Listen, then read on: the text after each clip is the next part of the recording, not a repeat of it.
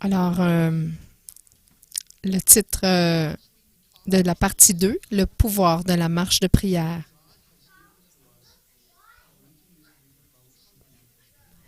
C'est Dieu qui nous a donné ces outils pour amener un changement surnaturel dans notre environnement. Et un de ces outils, c'est la marche de prière. Lorsqu'elle est faite de la manière adéquate, ça arrive souvent que ça ne l'est pas, mais si on la fait adéquatement, ça va changer l'atmosphère spirituelle dans notre maison, dans le voisinage, dans notre lieu de travail, et ça va nous donner la possibilité d'exercer une autorité spirituelle dans ces domaines où Dieu nous a donné. Ça nous permet aussi de libérer nos êtres chers de certaines prisons. Regardez Deutéronome 11, 22 à 23. « Car si vous observez tous ces commandements que je vous ai prescrits, et si vous les mettez en pratique pour aimer l'Éternel, votre Dieu, pour marcher dans toutes ses voies et vous attacher à lui, vous vous rendrez maître de nations plus grandes et plus puissantes que vous. Tout lieu que foulera la plante de votre pied sera à vous. » Dieu nous a donné cette promesse merveilleuse que nous allons pouvoir déplacer des nations plus grandes que nous. Mais il y a quand même quatre obligations pour accomplir cela. On doit aimer Dieu intensément, on doit vivre dans l'obéissance, on doit aussi avoir une confiance complète en lui et marcher dans notre territoire. Et on a 4 fondements stratégiques pour ça. La fondation du repentir identitaire, la fondation de la révélation inspirée, la fondation du combat spirituel et la fondation de la possession territoriale. Vous devriez avoir un petit feuillet dans votre inséré dans votre brochure aujourd'hui. C'est ce que j'ai remis aux gens qui sont venus marcher avec nous vendredi soir dans les rues du quartier. On doit se repentir des péchés, les nôtres et ceux des autres. Ensuite, on doit se repentir de tout péché qui est pas, qu'on n'a pas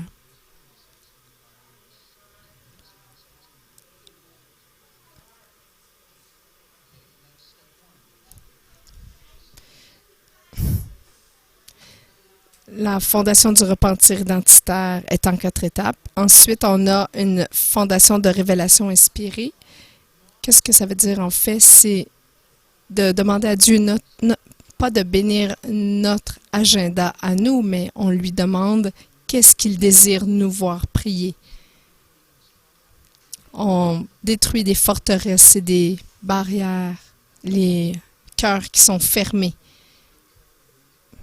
Certains types de résistance spirituelle, les blessures, la violence, les drogues dans les parcs. Plusieurs choses. En fait, j'ai laissé la liste complète à la maison, mais on demande à Dieu ce qu'il désire compris spécifiquement. Et nous sommes allés vraiment dans un parc qui s'appelle le parc Shalom.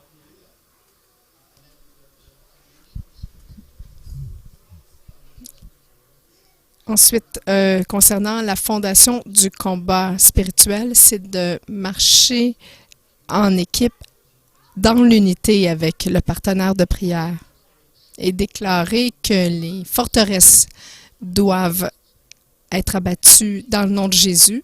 Et on remercie Dieu pour la victoire, pour le territoire que nous marchons. Et la 4e fondation, c'est la fondation de la possession territoriale, c'est qu'on réclame ce territoire pour Dieu et on dépossède tous ces esprits non désirés, toutes les choses démoniaques qu'elle quitte dans le nom de Jésus. Alors, si on veut prendre le territoire, on doit chasser les ennemis du territoire, premièrement. La semaine dernière, on a parlé aussi des choses qu'on ne doit pas faire pendant la marche de prière. C'est de ne pas prier ne pas prier le problème, mais prier la solution. Ne pas condamner, mais déclarer la bénédiction. Demander le pardon. Et troisième élément, ne pas se laisser distraire. On doit rester concentré sur la tâche. Et c'est pour ça qu'on va prier avec un partenaire pour rester concentré. On va aussi prier à voix haute. C'est possible parce que ça clarifie lorsqu'on parle à haute voix. On va prier avec l'Esprit de Dieu, être conduit par l'Esprit. On va prier avec la parole de Dieu, prononcer la parole. On va aussi prendre des notes pour qu'on puisse faire un debriefing à la fin. Et on va pouvoir fermer en prière et être persistant jusqu'à ce qu'on voit le changement.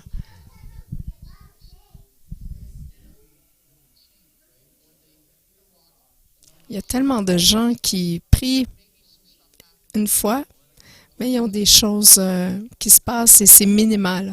Comme vendredi dernier, Lise et Pasteur Sandy ont prié autour du parc et là, il y a quelqu'un qui a arrêté sa vitre d'auto et il y a quelqu'un qui a demandé des indications pour trouver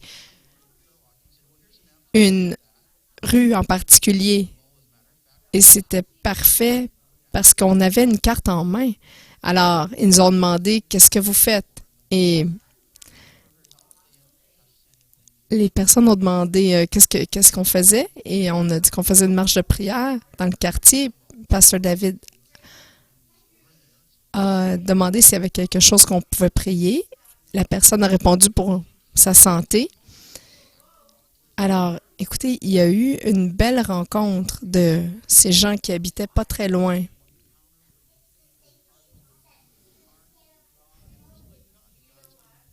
On sait que Dieu va faire quelque chose dans la vie de ces gens parce que par ce geste que nous avons fait de faire une marche de prière dans le parc, dans le voisinage. Il y a une autre équipe qui a marché autour d'une section plusieurs fois. 4, 5, 6 fois. Je ne sais plus combien.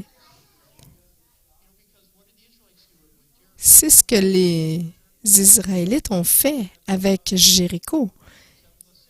Ils ont marché une fois par jour pendant 6 jours et ils ont marché 7 fois la 7e journée, donc 13 fois au total. Et les murs sont tombés après. 13 fois. Ils ont été très persistants. Être persistant jusqu'à ce qu'on voit quelque chose qui change. Alors, en résumé, la marche de prière, c'est de prier sur place avec perspicacité.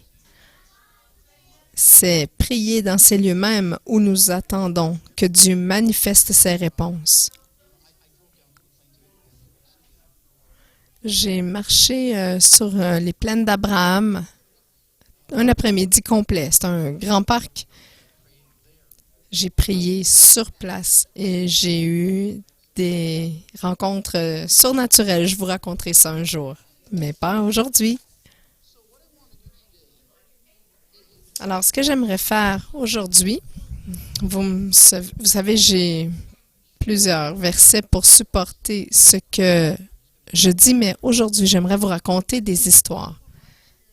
Quelques expériences que j'ai eues de marches de prière, de choses, des événements spécifiques, des lieux spécifiques, pour que vous puissiez développer des stratégies dans votre propre vie que vous pourrez appliquer. Je vais vous donner des exemples, premièrement, concernant le lieu de travail. Alors, vous savez, je travaillais à Stelco comme ingénieur à Hamilton, en Ontario, et j'ai fait une promesse à Dieu. Je lui ai dit, si tu vas me donner de la faveur à Stelco, je vais faire mon possible pour que chaque personne de mon département puisse avoir entendu la bonne nouvelle de l'Évangile au moins une fois avant mon départ. Il y avait 12 000 personnes à Stelco qui travaillaient là. Mais il y avait beaucoup de départements. Dieu m'a envoyé à 7 départements différents. Il y avait 15 à 100 personnes par département. Il y avait tellement de gens à qui parler. Alors, j'ai été transférée dans ce département qui était génie mécanique et j'ai senti cette résistance incroyable à la bonne nouvelle, à l'Évangile. Je sentais du découragement et de la lourdeur dans ce département complètement. Il y avait des ingénieurs mécaniques, des ingénieurs civils et des ingénieurs électriques. J'ai découvert que ces 3 disciplines ne partageaient pas d'informations et ils ne travaillaient pas ensemble, donc ils étaient très inefficaces. Alors, j'ai commencé à demander autour de moi, dites-moi, qu'est-ce qui se passe dites-moi, racontez-moi l'histoire de votre département. Et 1 mois avant que je sois arrivée, il y avait eu un gros licenciement d'employés. 1 mois avant que j'arrive. Alors moi, je suis là, le nouvel employé, et je leur demande, et ils n'étaient pas très chauds avec moi parce que tous leurs amis venaient d'être congédiés. Alors, j'ai découvert que un peu avant moi, il y avait eu déjà des employés chrétiens. Le gérant a accepté qu'ils aient un groupe d'études bibliques, mais ce qui devait à l'origine durer 1 heure, c'était tiré 1h10, 1h15, 1h30. Alors, le gérant a demandé à réduire à 60 minutes. Et au lieu que les chrétiens de la place du groupe biblique au lieu qu'ils soient raisonnables à se limiter à 60 minutes, ils ont crié à la persécution religieuse. Alors, ça a fait une mauvaise réputation pour les chrétiens qui étaient des gens qui n'étaient pas engagés, qui étaient paresseux et qui volaient du temps à la compagnie. Alors, j'ai pensé, Seigneur Dieu, j'ai besoin d'une stratégie parce que je suis dans une compagnie où dès qu'on déclare être chrétien, on se fait déclarer comme une personne qui manque d'éthique. Alors, ma stratégie a été de venir 20 minutes plus tôt à chaque matin. Et à chaque matin, pendant ces 20 minutes, je marchais et je priais, pour repentance pour ces chrétiens qui n'avaient pas bien agi. Ensuite, je priais pour mes propres péchés et je priais spécifiquement contre cette lourdeur-là qui était dans le département, cette dépression, ce découragement qui était là.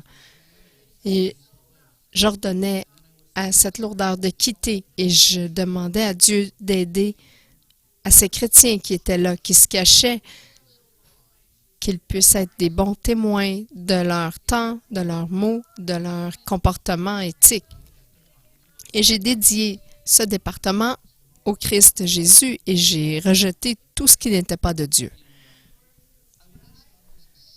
Et j'ai demandé des choses spécifiques à Dieu, comme ce superviseur ou ce gérant. Seigneur, qu'est-ce que tu veux que je prie pour les ingénieurs civils, les ingénieurs mécaniques, les ingénieurs électriques? Et je demandais des choses spécifiques à Dieu. Et je lui ai même demandé de me donner plus de faveur au travail. Et Dieu m'a donné des stratégies merveilleuses pour avoir la faveur de mes employeurs. Et donc, je pouvais parler. Et j'avais une voix plus importante. Alors, de retour à mon histoire, je venais 20 minutes plus tôt et pendant plusieurs semaines, je n'ai pas vu de changement. Mais à la fin de la 3e semaine, on a pu sentir la lourdeur commencer à se dissiper sur mon département. Et ces chrétiens qui se cachaient ont commencé à sortir de leur garde-robe et dire « Ah, David, nous aussi, on est chrétiens et on a peur de se faire persécuter. » Alors,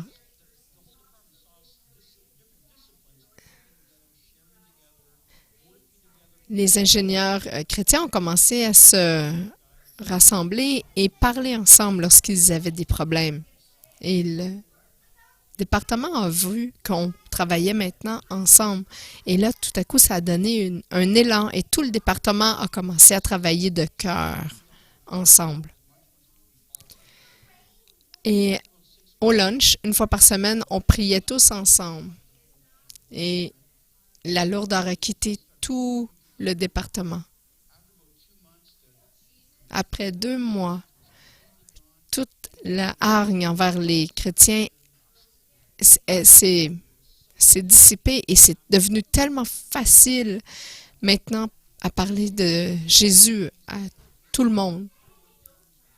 2 mois plus tard, c'était un autre département complètement. Ce qui a été le plus merveilleux, c'est que lorsqu'on a commencé à travailler ensemble, c'est que la productivité de notre département s'est tellement développée. On a reçu une récompense spéciale, une reconnaissance pour notre productivité qui était un des meilleurs départements de Stelco maintenant. Alors maintenant, j'aimerais vous donner un exemple à propos de ce qu'on fait, par exemple, pour la maison, notre domicile. J'ai quelqu'un à un moment donné qui m'a partagé que 2 de ses enfants, maintenant adultes, étaient impliqués dans alcoolisme, abus de drogue et immoralité sexuelle. Il est venu me voir et il a dit, je leur ai ordonné de cesser. J'ai essayé de les menacer, de plaider avec eux, mais il n'y a rien qui fonctionne. Qu'est-ce que je peux faire pour changer la situation avec mes enfants?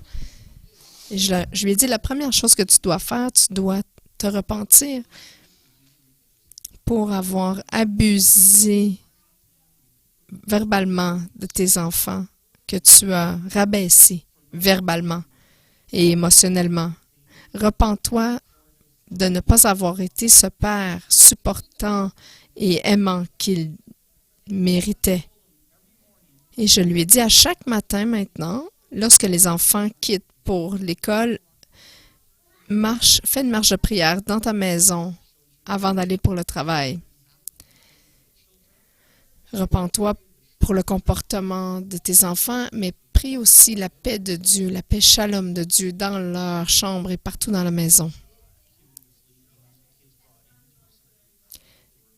Et de briser ces forteresses démoniaques que les jeunes ont amenées avec leurs activités illicites. Et je lui ai dit aussi, lorsque les enfants après qu'ils se soient couchés, juste mettre la main sur La porte est de prier la paix, shalom de Dieu.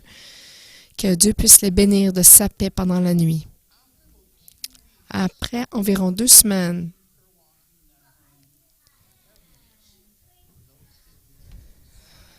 après donc 7 jours de prière par semaine intensive, les combats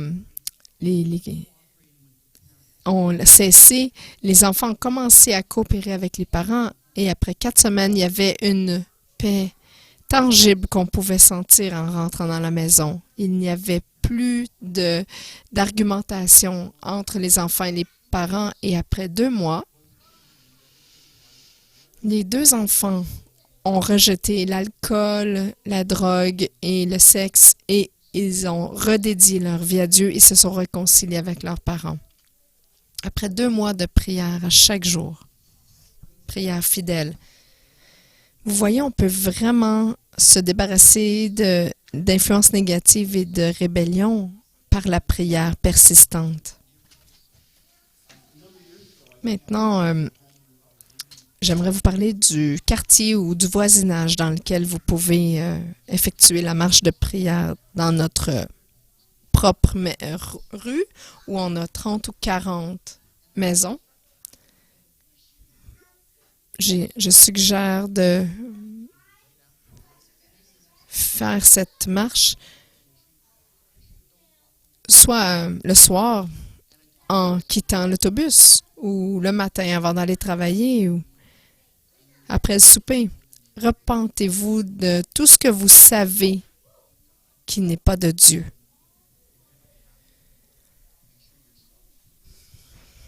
Assurez-vous d'être propre vous-même et de vous être repenti. Lorsqu'on a, par exemple, on est conscient qu'il y a des chicanes dans une maison, on peut demander à Dieu de mettre sa paix dans cette maison. Et on peut bénir chaque maison de notre quartier comme ça. De notre côté, on a fait ça dans notre rue et après 1 à 2 semaines, on a eu des rencontres avec les voisins où on a réalisé qu'ils étaient plus ouverts à la bonne nouvelle de l'Évangile. Après 1 mois, il y avait beaucoup moins de conflits, de divisions, de rébellions. Et on a constaté que sur une rue en particulier, après 3 semaines, il y a eu un pusher de drogue qui a été arrêté et mis en prison. Après la 3e ou 4e semaine, il y a eu un des membres de notre église qui a pu amener quelqu'un de notre voisinage à l'église. Il y a eu aussi la police, après 1 mois, qui a découvert et arrêté un commerce illégal de marijuana sur notre rue. Alors, les choses ont commencé à changer et tout ça après que Pasteur Cathy et moi avons marché à chaque soir.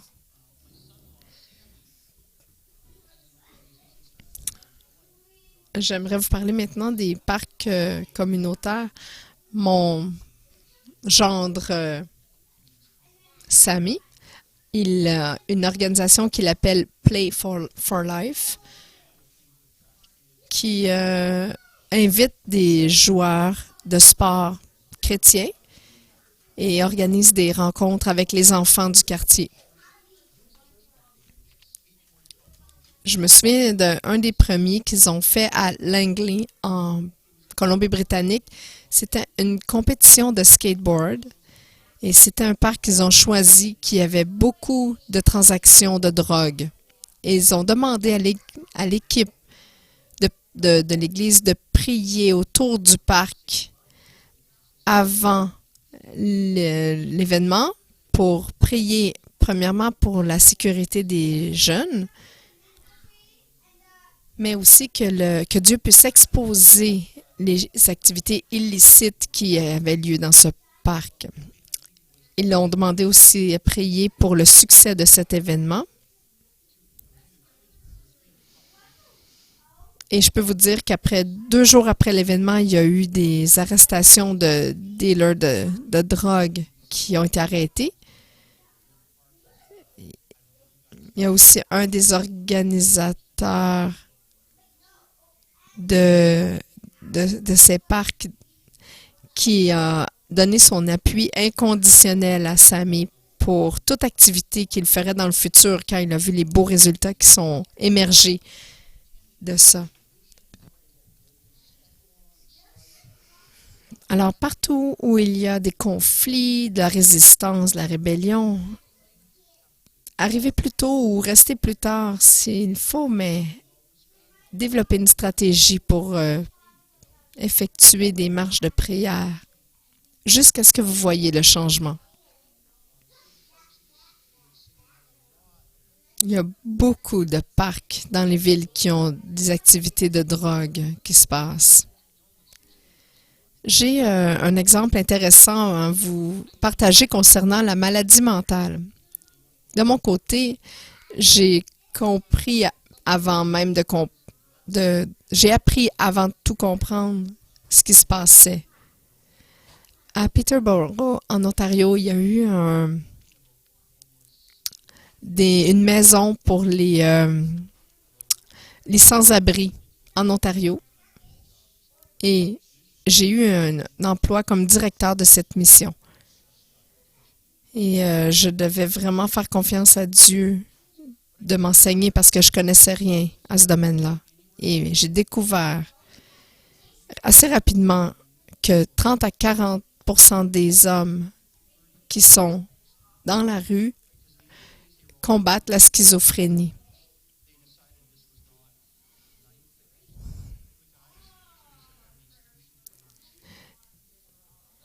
Il y a eu des institutions psychiatriques qui ont été fermées. Et ce qui fait que il y a vraiment un haut pourcentage qui sont prises avec la schizophrénie et il y a un autre pourcentage de 30 à 35% qui sont aux prises avec dépression, maniaco-dépression ou des sortes. Donc, ça veut dire qu'en moyenne, il y a 2 hommes sur 3 qui sont sans abri, qui ont des problèmes psychiatriques. Et parce qu'ils sont dans la rue, ils ne prennent pas leurs médicaments, donc ils tendent à être dépressifs, anxieux, agressifs, paranoïaques. Et parce qu'ils ne mangent pas très bien, ils ont plein de conséquences sur leur comportement parce qu'ils n'ont pas de bonne nutrition. Alors, vous savez, à Peterborough, on avait 40 lits et pensez-y, 2 sur 3 avaient une maladie mentale. Alors, vous savez, tous ces hommes avaient de la difficulté à pouvoir bien m'entendre parce qu'ils entendent déjà des voix, ils voient des choses, des hallucinations. Alors, Dieu m'a donné une stratégie. 1.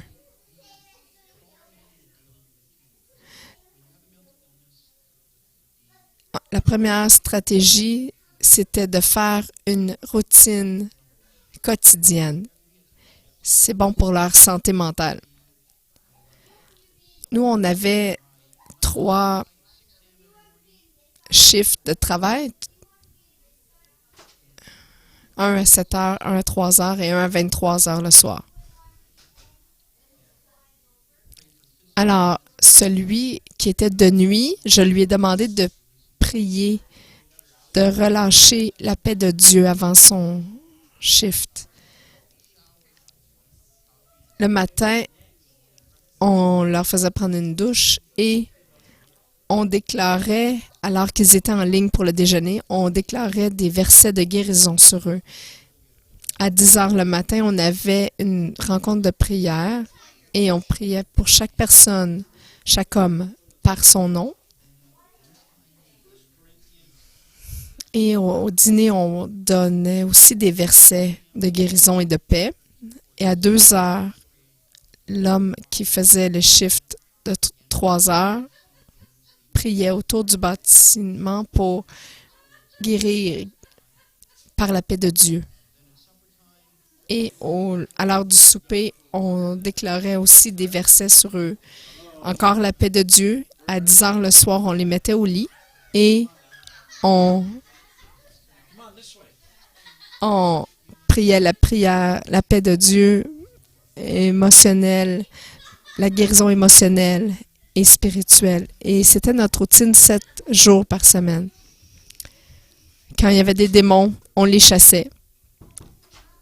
On a vu des guérisons, des miracles. Mais ce que j'aimerais vous partager, c'est qu'à l'intérieur de 30 jours, chaque nouvelle personne qui arrivait dans cette mission, leur comportement commençait à se stabiliser. On a vu vraiment une amélioration marquée, qu'ils étaient plus équilibrés.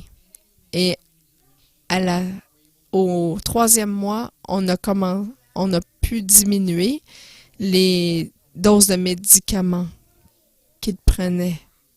Parce que ces gens-là prennent des médicaments, ils sont dans la brume, on ne peut pas leur parler.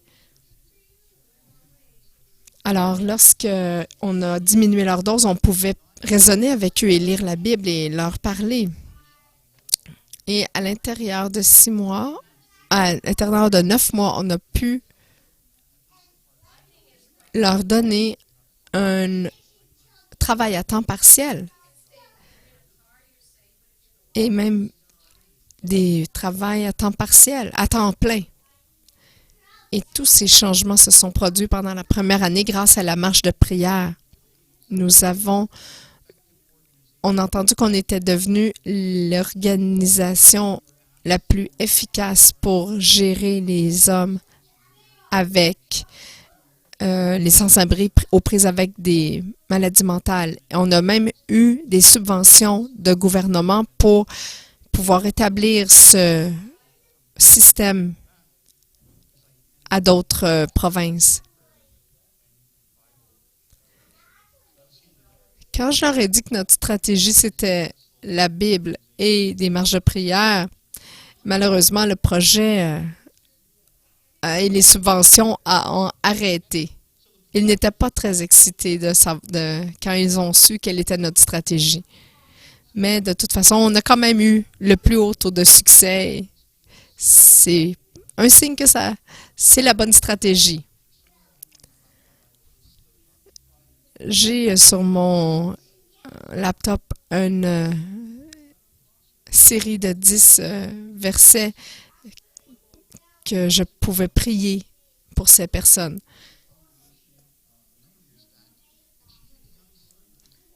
J'ai un exemple pour des maladies physiques. Il y a une dame qui venait à notre congrégation il y a quelques années. Son fils avait un problème où son corps produisait trop de fer, ce qui l'intoxiquait à petit feu. Alors, il devait prendre une médication spéciale pendant 8 heures, une perfusion pendant son sommeil pour éviter les problèmes. Mais même ce système-là a eu une efficacité limitée et il a dû avoir cette médication-là 24 heures sur 24 dans un sac à dos. Et à un certain point, les médecins ont même dit que même cette médication-là ne fonctionnait pas et qu'il lui restait seulement quelques mois à vivre. Alors, cette femme est venue me voir et elle a dit, « Pasteur Dave, qu'est-ce qu'on va faire? J'ai mon fils, il a 11 ans et il va mourir. » Alors, nous avons prié et Dieu m'a donné une stratégie. À chaque matin, avant qu'il aille à l'école, vous allez prier la paix de Dieu, la paix shalom de Dieu, cette paix qui amène la paix dans tout le corps de tout déséquilibre chimique dans le cerveau. Ce qui est bon pour la maladie mentale aussi, cette paix shalom de Dieu là fait l'équilibre dans tout le corps. et on prie la paix de Dieu. On prie autour de la maison, on prie dans sa chambre. Tout ce que le Seigneur va vous montrer de prier. Lorsque son fils arrivait de l'école, elle priait encore la paix de Dieu sur lui. Elle lisait ses versets et elle le couchait en priant la paix de Dieu et faisait la marche de prière autour de la maison. Je vous dis, à l'intérieur de quelques jours, les choses ont changé. Les médecins même n'en croyaient pas leurs yeux. Ils ne croyaient pas, mais le niveau de fer avait dramatiquement diminué, même si ils avaient cessé la médication. Les médecins étaient comme en choc et ils disaient vraiment c'est un miracle. Ce que les médecins appellent miracle, c'est pas parce qu'ils croient en Dieu, mais c'est parce qu'ils ne peuvent expliquer qu'est-ce qui se passe. Et ce jeune homme aujourd'hui est dans la mi-vingtaine et il va très très bien. Gloire à Dieu. Le dernier secteur que j'aimerais vous partager, c'est le nettoyage de bâtiments.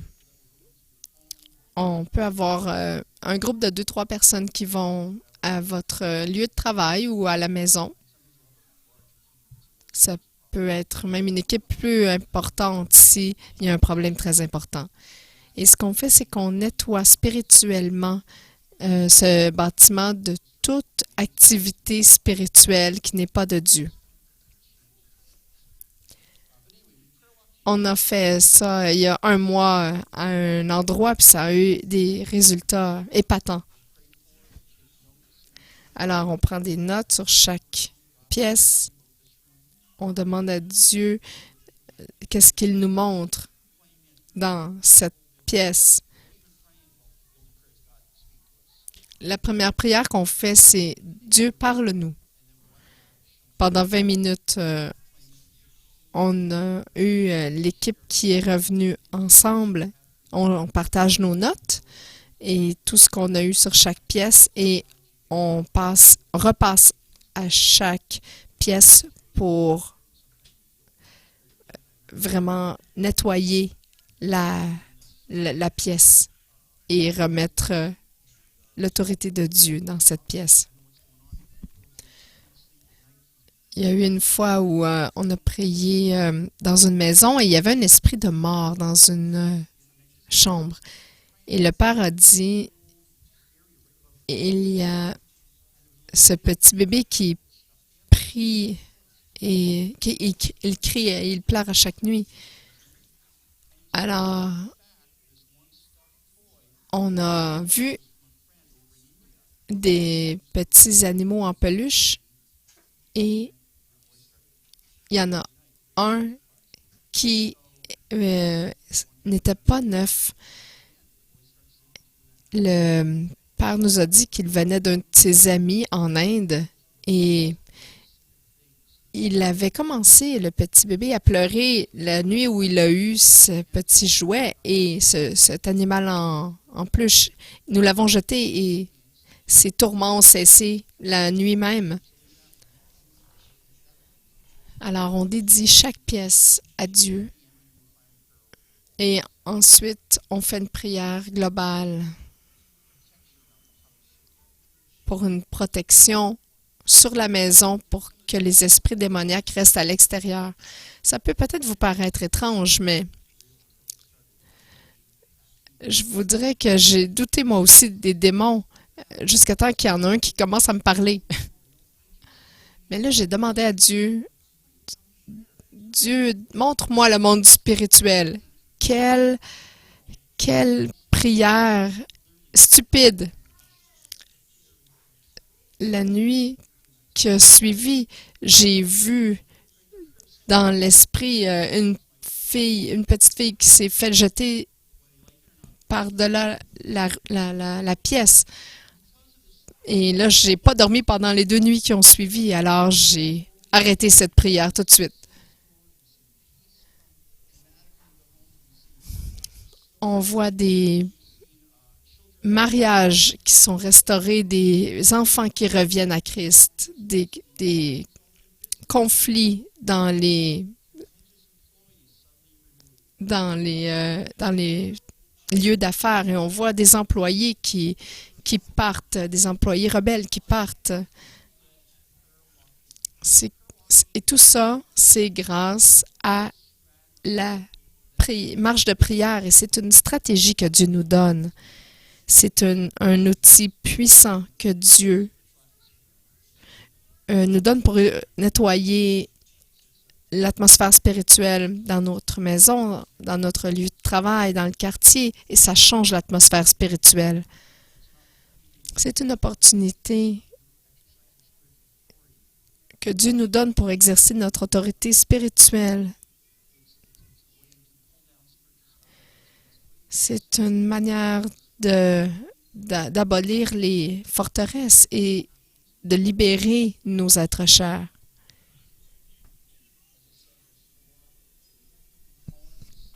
Alors, en résumé, il y a 4 composants à cette marche de prière.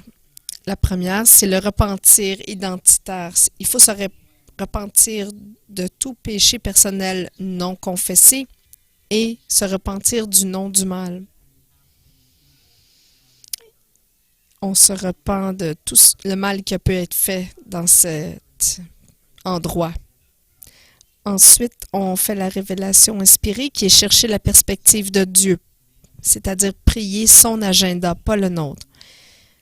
Ensuite, on fait la guerre spirituelle, on démolit les forteresses et on ordonne on demande au royaume de Dieu d'être établi. Et ensuite, on dépossède les forces démoniques hors de l'endroit pour établir le royaume de Dieu.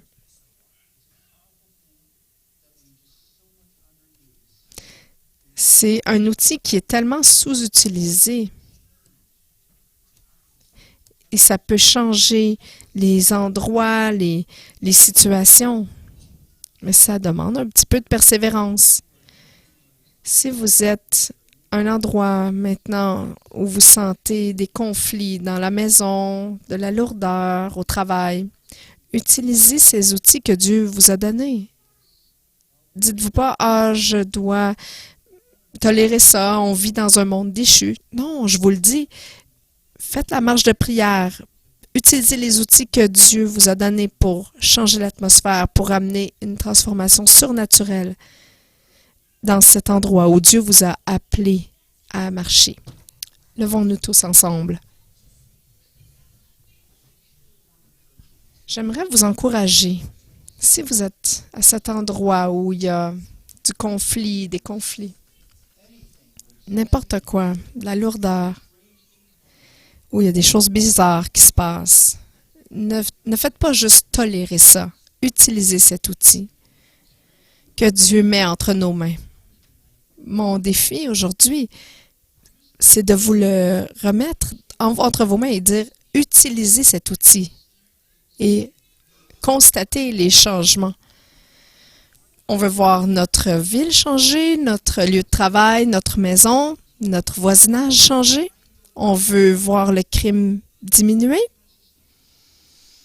Dieu nous a donné la solution, alors, au lieu de se plaindre du crime, utilisons les outils que Dieu nous a donnés. Père, dans le nom de Jésus, je prie pour chacun de nous. C'est un moment d'engagement personnel, un moment où on s'engage personnellement. Aide-nous, chacun de nous, Père, à utiliser cet outil que tu nous as donné. Pour changer, transformer notre maison, notre quartier, notre lieu de travail, nos écoles, notre ville, partout où nous mettons les pieds. Père, nous demandons pardon pour ne pas avoir utilisé ces outils que tu nous donnes et on te demande de nous supporter dans ce nouvel engagement d'utiliser cet outil afin que ton royaume vienne et que ta volonté soit faite sur la terre comme elle est faite au ciel. Père, c'est pas à propos de nous. Aide-nous. Change-nous pour qu'on puisse s'engager à utiliser cet outil que tu nous invites à utiliser pour ta gloire. Nous sommes libres et nous te donnons toute la gloire alors que nous dispensons cette liberté de maison en maison, de pièce en pièce, afin que tu reçoives toute la gloire. Aide-nous, nous te prions. Dans le nom de Jésus, Amen.